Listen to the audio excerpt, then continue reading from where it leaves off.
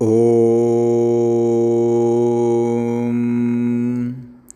सत्यं माता पिता ज्ञानं धर्मो भ्राता दया सखा शान्तिः पत्नी क्षमा पुत्रः षडेते मम बान्धवाः।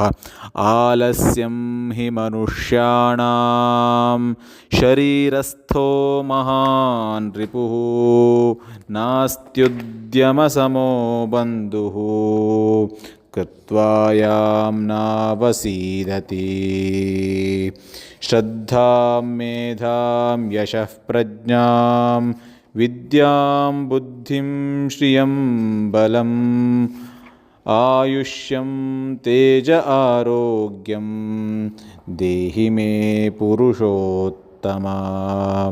यदा यदा हि धर्मस्य ग्लानिर्भवति भारत अभ्युत्थानमधर्मस्य